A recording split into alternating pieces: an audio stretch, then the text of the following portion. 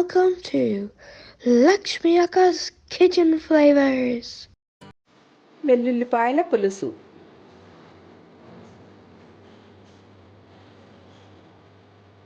ఈరోజు నేను పెద్ద వెల్లుల్లిపాయలతో పులుసు ఎలా చేసుకోవాలో చెప్తాను. ఇలా వెల్లుల్లిపాయలు పెద్దగా ఉన్నవి ఎంచుకోండి, తినేటప్పుడు బాగుంటాయి.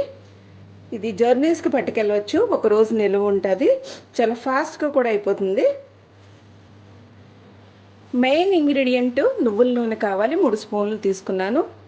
పులుసులకి పచ్చడికి నువ్వుల నూనె ఉంటే చాలా టేస్టీగా ఉంటుందండి, లేకపోతే పల్లి నూనె అయినా పర్వాలేదు.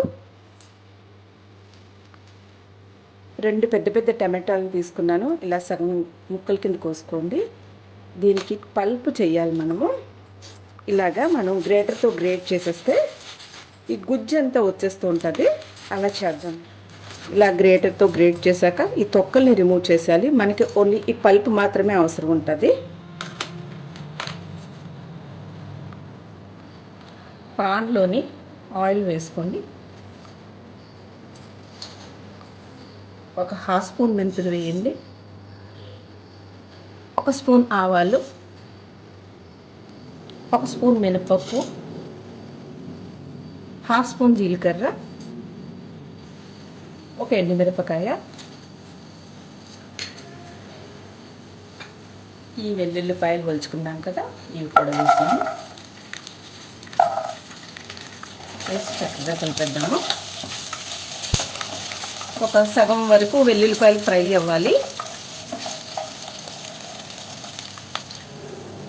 ఒక 1/2 స్పూను ఇంగు వేద్దాము. ఎక్స్ట్రాడినరీ ఫ్లేవర్ వస్తుంది దీనివల్ల. కరివేపాకు, పచ్చిమిర్చి,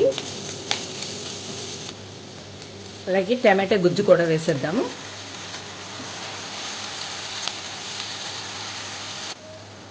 సాల్ట్ కూడా వేసేద్దాము. పసుపు కూడా వేసేద్దాము. ఇలాగా ఒక 5 మినిట్స్ ఇలాగా మగ్గనిద్దాము టమాటాస్ని. ఈ టమాటా పులుపు అంతా వెల్లుల్లిపాయలకు పడుతుంది. 1 స్పూన్ కారం కూడా వేద్దాము. 1/2 స్పూన్ గరం మసాలా వేద్దాము. 1 స్పూన్ నిండుగా సాంబార్ పొడి వేద్దాము. 1 కప్పు చింతపండు జ్యూస్ తీసుకుని ఇందులో వేద్దాము.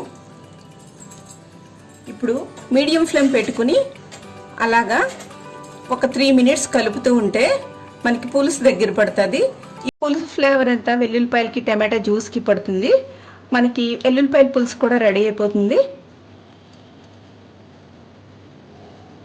పులుసు దగ్గర పడుతుంది. వెల్లుల్లిపాయలు, నువ్వుల నూనె, ఇంగు ఫ్లేవరు, సాంబార్ పౌడర్ అన్నీ కలిపి మంచి సువాసనతో పులుసు మనకు రెడీ అయిపోయింది. దించే ముందు 1/2 స్పూన్ షుగర్ వేద్దామండి. దీనివల్ల పులుపు రసం అంతా చచ్చిపోతుంది. వెల్లుల్లిపాయల పులుసు రెడీ అయిపోయింది.